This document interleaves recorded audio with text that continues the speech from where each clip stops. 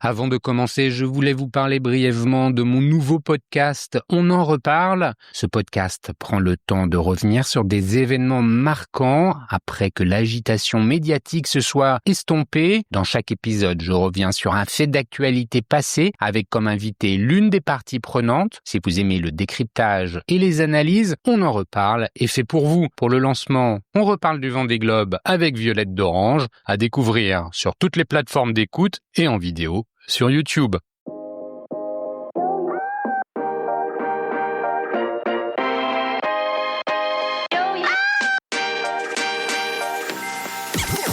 Bonjour et bienvenue dans la revue de presse hebdo et audio du secteur retail e-commerce en France, proposée par les Digital Doers en partenariat avec le One-to-One Expérience Client de Biarritz. Nous sommes le 27 juin et après le résumé de l'actualité, voici les 5 articles au sommaire cette semaine. L'IA commence à faire de l'ombre au moteur de recherche, à lire sur Fashion Network. Tendance consommation en 2025, les Français entre vigilance budgétaire et quête de sens, à lire sur MC Factory. Consommation responsable, un recul inquiétant en 2025, à lire sur e-commerce mag. Taxation des entrepôts, l'e-commerce alerte sur un avantage donné aux sites étrangers, à découvrir sur Fashion Network. Allopneu célèbre ses 20 ans en s'appuyant sur l'IA et ses franchises, à découvrir sur e-commerce mag. Je vous le rappelle, sur le site lesdigitaldoers.com, vous avez accès à une revue de presse éditée sur LinkedIn et qui rassemble les articles publiés dans la semaine sur les sites de news de notre écosystème. Vous pouvez vous y abonner pour recevoir chaque vendredi un digest de l'actualité dans votre boîte email. De cette revue de presse, je vous lis sans interprétation une sélection de quelques articles qui m'ont semblé pertinents à partager.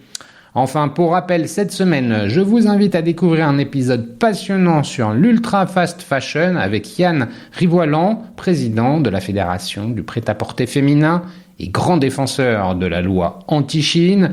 Croyez-moi, même si vous pensez connaître le sujet, vous allez apprendre beaucoup en l'écoutant.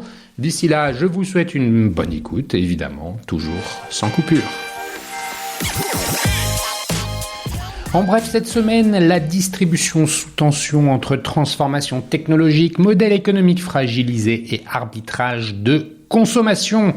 L'actualité du secteur retail e-commerce cette semaine révèle une intensification des dynamiques structurelles déjà à l'œuvre entre pression économique, virage technologique et déséquilibre concurrentiel, tandis que le placement en redressement judiciaire de Comptoir des Cotonniers et Princesse Tam Tam confirme l'agonie du prêt-à-porter milieu de gamme. D'autres secteurs misent sur l'intelligence artificielle ou l'industrialisation de la seconde main pour repenser la création de valeur.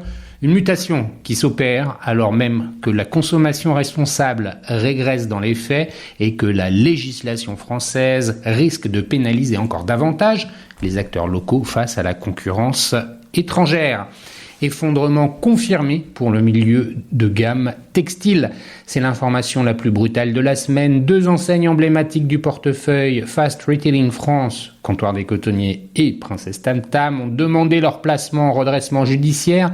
Cette annonce intervient malgré une restructuration entamée en 2023 avec fermeture de points de vente et suppression de plus de 300 postes. Le constat est sans appel, l'enseigne n'a pas résisté à la montée en puissance de l'ultra fast fashion et de la seconde main dans un contexte où le pouvoir d'achat reste contraint.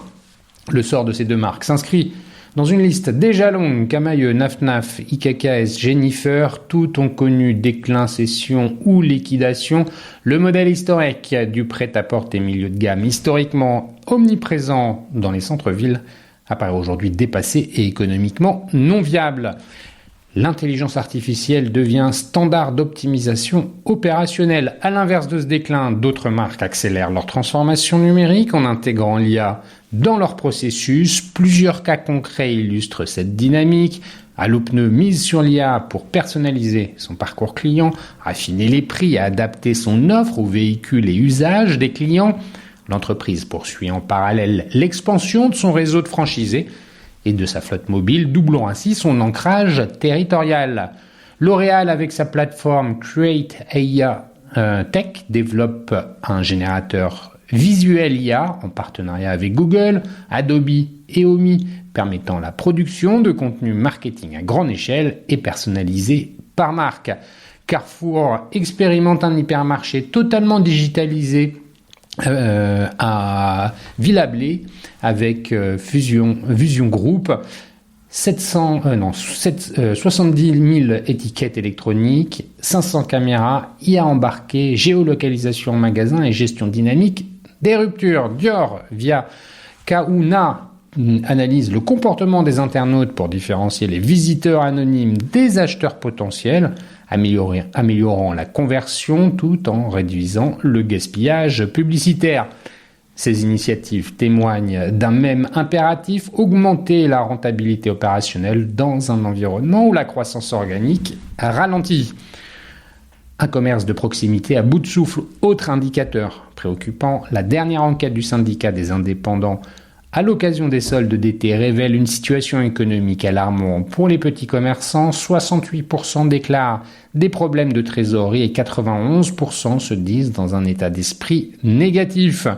Les soldes sont devenus un passage obligé, plus qu'un levier stratégique. 60% des commerçants n'y participent que par peur de perdre face à la concurrence. La majorité démarre avec des remises de moins 30 ou plus et beaucoup bradent jusqu'à vendre à prix coûtant sans effet volume compensateur. En toile de fond, une concurrence jugée déloyale des plateformes asiatiques comme Chine ou Temu, dont les pratiques tarifaires, logistiques et promotionnelles bousculent l'équilibre commercial local.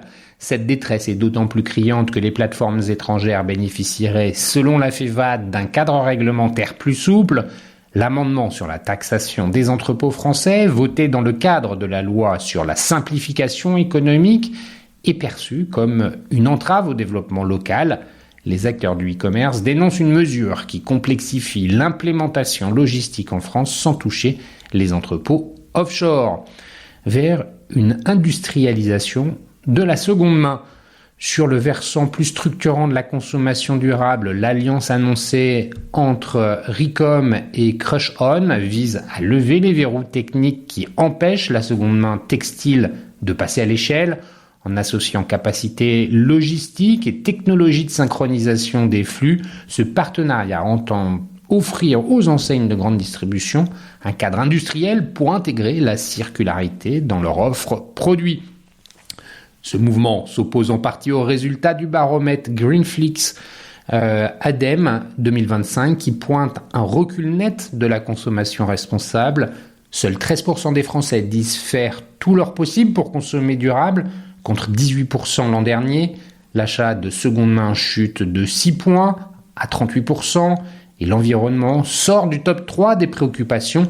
Le consommateur est tiraillé, il se dit prêt à changer, il subit surtout la pression du prix et des promotions.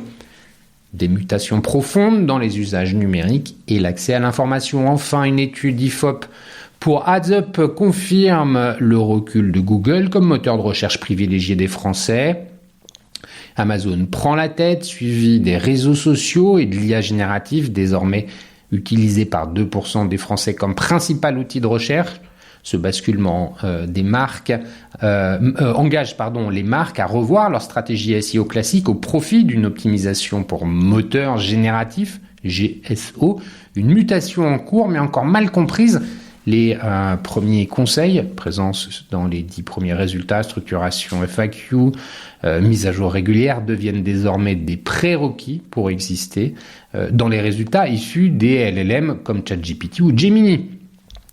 Bref, en conclusion, complexité accrue et fragmentation des leviers de croissance, prise ensemble, ces faits d'actualité dessinent un paysage retail où les tensions s'accentuent à tous les niveaux, les clients arbitrent au centime près, les marques doivent optimiser en permanence, les modèles économiques historiques s'effondrent, les circuits courts peinent à suivre et les promesses de durabilité s'entrechoquent avec des contraintes du réel.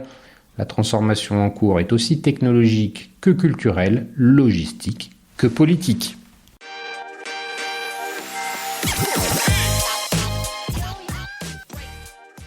L'IA commence à faire de l'ombre au moteur de recherche, à lire sur fashionnetwork.com en date du 20 juin.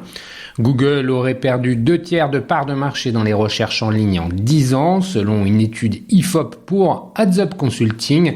Un document qui pointe la concurrence forte des réseaux sociaux, mais surtout un recours croissant des Français aux outils d'intelligence artificielle. Sur les 1002 personnes interrogées, 54% se disent déjà prêtes à acheter sur recommandation d'une IA, et ce chiffre monte à 72% chez les moins de 35 ans, à 67% chez les CSP+, et à 69% chez les franciliens. Toujours utilisé par 32% des sondés, Google est désormais bien loin des 93% de parts de marché atteintes lors de la même étude en 2017. Le portail est désormais dépassé par Amazon, qui mise sur son assistant personnel et capte 34% des recherches. Arrivent ensuite les réseaux sociaux avec 18%, notamment via les plateformes Insta et TikTok. L'IA générative est pour sa part en quelques mois devenue l'outil de recherche privilégié pour 2% des répondants, une emprise qui va croissant, de même que la confiance accordée à ces outils récents. Si 82% des sondés continuent de faire confiance aux moteurs de recherche, 26% jugent déjà l'IA plus fiable ou complémentaire, une part qui atteint 30% chez les CSP+, et 33% chez les 18-24 ans. Quand il s'agit de la recherche d'informations, les moteurs de recherche traditionnels conservent leur domination avec 86% des Français, les privilégiant pour s'informer. Mais même dans ce domaine, un basculement se prépare avec 35% des 18-24 ans se tournant déjà vers l'IA. Les acheteurs ne veulent plus chercher, ils attendent des suggestions personnalisées, fluides, synthétiques, estime AdsUp Consulting. Le spécialiste pointe que 64% des interrogés estiment que l'IA remplacera un jour les moteurs de recherche classiques, ce qui doit conduire les marques à revoir leur stratégie marketing. En conséquence, l'IA devient un intermédiaire d'influence capable de guider la décision d'achat. Cette évolution intervient à un moment charnière où la présence en ligne des marques et distributeurs, la Fédération de vente en ligne, la FEVAD, pointe que le secteur ne connaît plus les croissances à 2 chiffres des dernières années, rendant plus onéreuse l'acquisition de nouveaux clients. Celle-ci s'opère massivement via des campagnes ciblées sur moteurs de recherche et réseaux sociaux, en parallèle desquels les acteurs du commerce vont désormais devoir travailler leur GSO ou optimisation de recherche générative. Un préalable pour mieux ressortir des recherches liées à l'IA.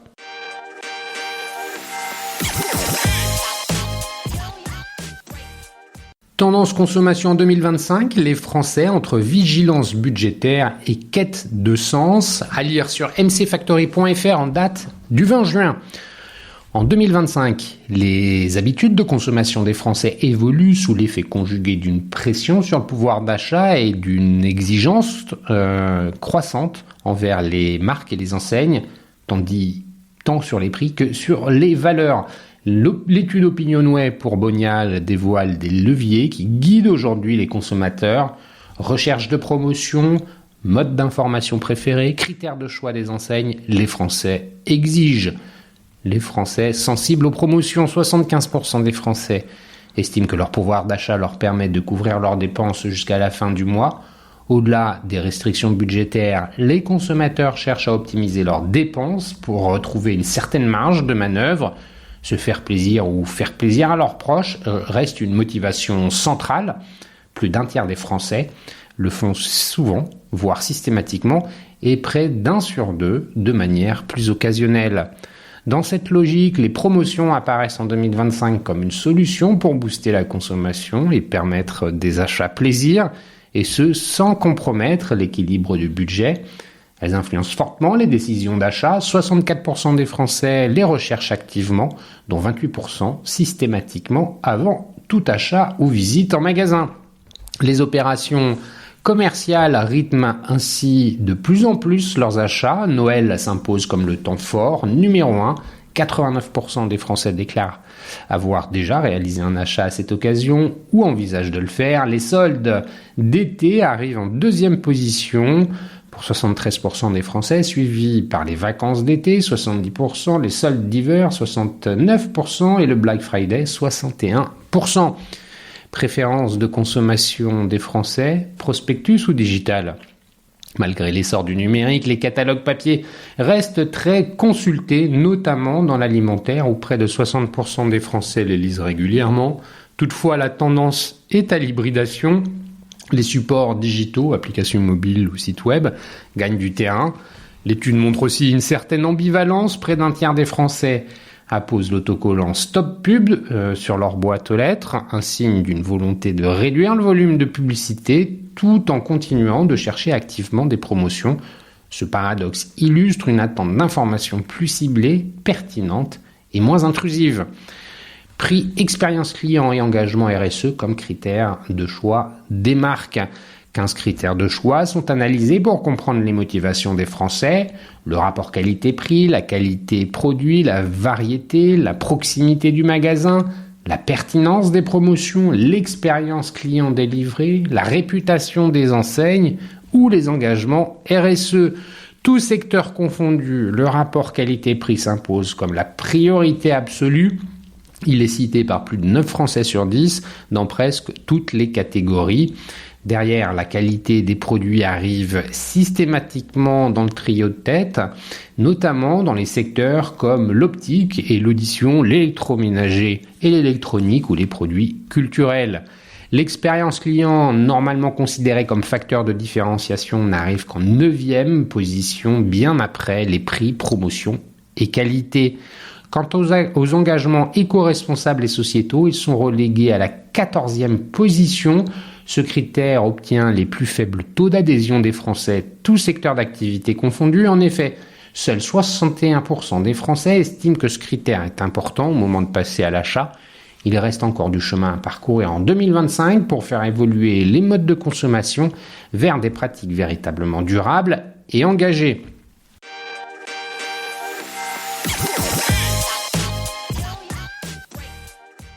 Consommation responsable, un recul inquiétant en 2025 à lire sur e-commercemag.fr en date du 26 juin. Le baromètre Greenflex ADEME 2025 révèle une situation préoccupante. Alors que l'urgence climatique n'a jamais été aussi perçante, l'engagement des Français en faveur d'une consommation plus durable s'effrite progressivement. Cette 21e édition de l'étude met en avant un paradoxe troublant qui interroge sur l'avenir de la transition écologique dans les habitudes de consommation. Il semblerait que la prise de conscience s'émousse ainsi. Si 8 Français sur 10 continuent de reconnaître que la crise climatique impose de revoir nos modes de vie et de consommation, l'intensité de cette conviction s'affaiblit. La part des citoyens tout à fait d'accord avec cette nécessité chute de 40% en 2024 à 31% en 2025, suggérant un effritement du lien entre consommation individuelle et avenir de la planète dans l'esprit des consommateurs. Cette érosion se traduit concrètement dans les comportements. Les consommateurs déclarant faire tout leur possible pour adopter une consommation responsable ne représentent plus que 13% de la population contre 18% l'année précédente.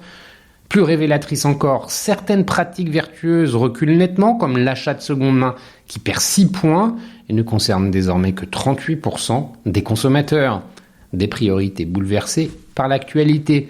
Ce désengagement s'explique en partie par un changement radical dans la hiérarchie des préoccupations françaises. La sécurité, préoccupation en hausse constante depuis 3 ans, figure désormais parmi les 3 premières inquiétudes de 41% des Français. À l'inverse, les enjeux environnementaux subissent une dépriorisation marquée. Ils ne figurent plus dans le top 3 des préoccupations que de 1 Français sur 4 en 2025 contre 1 sur 3 en 2024. Cette redistribution des priorités s'accompagne d'un affaiblissement de la dynamique collective. En 2024, 26% des Français se montraient très moteurs, déclarant essayer plus qu'avant d'inciter leur entourage à consommer responsable. En 2025, ils ne sont plus que 20%. La mobilisation citoyenne peine à maintenir son élan, d'autant que 45% des répondants estiment que médias et marques ne fournissent pas les informations suffisantes pour faire les bons choix. Un consommateur tiraillé entre volonté et contrainte. Paradoxalement, les Français ne manquent pas d'ouverture aux alternatives. Près de 9 consommateurs sur 10 s'interrogent régulièrement sur le caractère indispensable d'un achat avant de le réaliser et plus de 7 sur 10 se montrent réceptifs aux modèles de consommation alternatifs. Ils sont même 77% intéressés par une livraison moins rapide mais moins chère, 72% approuverait qu'un vendeur déconseille l'achat d'un produit neuf au profit de la réparation. Cependant, cette bonne volonté se heurte à la réalité d'une société de consommation jugée oppressante par 84% des Français. Les périodes promotionnelles toujours plus fréquentes illustrent parfaitement ce piège. 77% des citoyens considèrent que les marques incitent trop à acheter pendant ces périodes, créant un sentiment d'urgence artificielle qui pousse à l'achat impulsif. Un appel à la responsabilité des entreprises. Face à ce constat, les experts tirent la sonnette d'alarme. Laure Blombel, directrice conseil chez Greenflex, souligne que les consommateurs finissent par se lasser face aux offres responsables qui n'arrivent pas ou trop timidement. Elle appelle les marques à ralentir leur pression et à proposer une autre idée du partage de la valeur. Valérie Martin de l'ADEME va dans le même sens, pointant la résignation des consommateurs face aux incitations à la surconsommation. Elle insiste sur l'attente forte d'alternatives abordables qui concilient pouvoir d'achat et protection de l'environnement.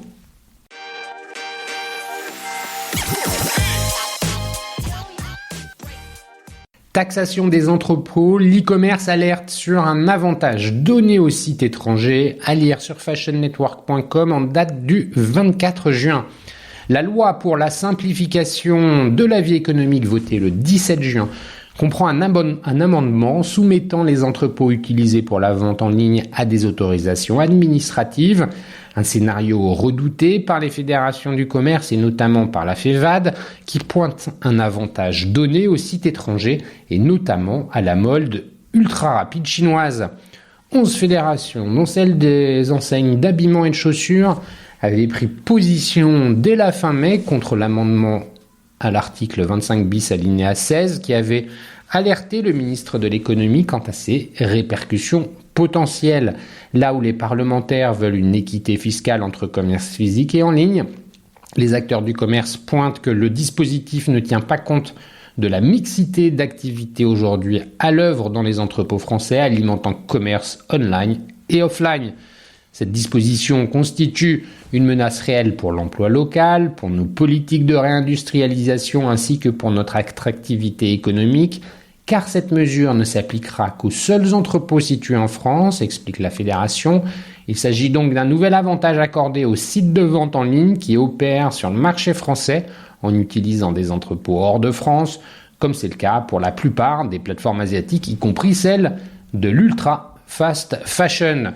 La mesure, si elle était appliquée, reviendrait pour la FEVAD à complexifier administrativement le développement des entrepôts et à décourager les investissements logistiques en France.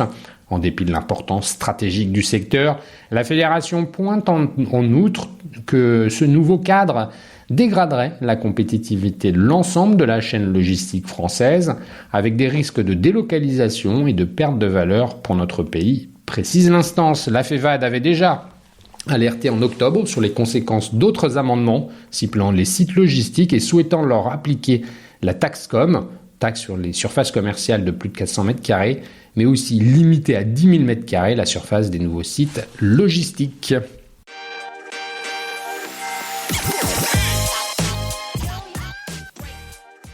Allopneu célèbre ses 20 ans en s'appuyant sur l'IA et ses franchises, à lire sur e-commercemag.fr en date du 20 juin. L'acteur français de la vente de pneumatiques en ligne mise sur l'IA et l'expansion de son réseau de franchisés pour consolider sa position dominante, tout en continuant d'offrir une expérience de remplacement de pneus simple, personnalisée et responsable. 20 ans après sa création, Allopneu continue d'être un jeune acteur incontournable du secteur du pneumatique en France. L'entreprise aixoise, qui emploie désormais 300 salariés, a transformé un marché traditionnellement réservé aux professionnels en une expérience d'achat accessible à tous les automobilistes. Une technologie au cœur de l'expérience client. Et pour célébrer ses 20 ans, Allopneu développe des fonctionnalités qui personnalisent l'expérience d'achat, recherche par plaque d'immatriculation, historisation des véhicules et gestion géographique avancée incluant les spécificités de la loi montagne.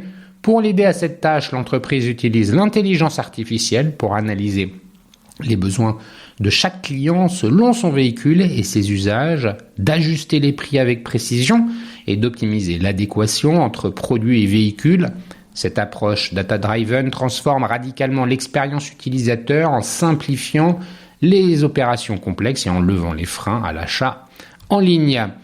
Un réseau de franchisés en forte expansion. Allo Pneus mise également sur le développement de son réseau de partenaires franchisés qui fête cette année ses 15 ans d'existence. Actuellement composé de 40 franchisés ayant monté plus de 250 000 pneus en 2024, le réseau ambitionne d'atteindre 80 franchisés d'ici 2027. Cette expansion vise à couvrir 85% du territoire français et 95% du parc automobile roulant.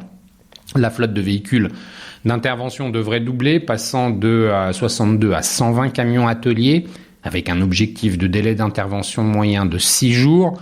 Une attention particulière est portée à la formation. 70% des équipes franchisées ont été formées via l'organisme DAF Conseil pour intervenir sur les véhicules électriques dont les opérations de montage s'avèrent plus complexes que sur les véhicules thermiques. Innovation écologique et service à domicile. L'entreprise modernise également sa flotte avec de nouveaux modèles aménagés par Guerney, équipés de générateurs électriques, remplaçant les groupes électrogènes traditionnels. Cette évolution vise à réduire les émissions de CO2 tout en améliorant le confort acoustique des interventions. Le service de montage à domicile, qui représente aujourd'hui 70% des besoins du parc automobile français, permet aux clients particuliers comme aux entreprises d'éviter les déplacements en garage. Les techniciens agréés effectuent directement chez le client l'ensemble des opérations, démontage, montage, gonflage et rééquilibrage. Être au service de 25 000 références avec une plateforme logistique de 65 000 m² à Valence. Allo Pneus stocke 1 million de pneus et propose 25 000 références couvrant tous les segments, tourisme, utilitaire, 4x4, moto, quad, agricole et poids lourds.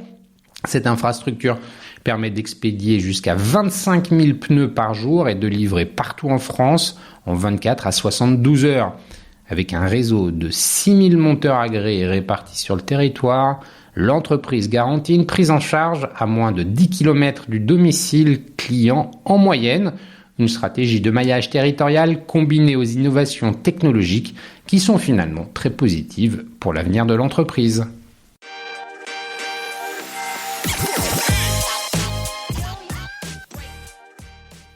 Et voilà, c'est fini pour cette semaine. Merci de m'avoir écouté. N'oubliez pas de vous abonner à la revue de presse sur le site lesdigitaldoers.com. Si vous aimez l'exercice de cette revue de presse Retail e-commerce dans sa vision audio, n'hésitez pas à me le faire savoir en m'envoyant des messages sur LinkedIn et mieux encore en la faisant connaître autour de vous. Enfin, un dernier message d'auto-promo avec les Digital Doers. Je produis des chaînes de podcasts thématiques pour les prestataires de services de notre écosystème. Donc, si vous souhaitez animer la prise de parole de votre marché, c'est l'occasion d'inviter des clients et des prospects à venir converser avec vous autour de votre proposition de valeur. Vous êtes intéressé, alors contactez-moi. D'ici là, portez-vous bien et à la semaine prochaine.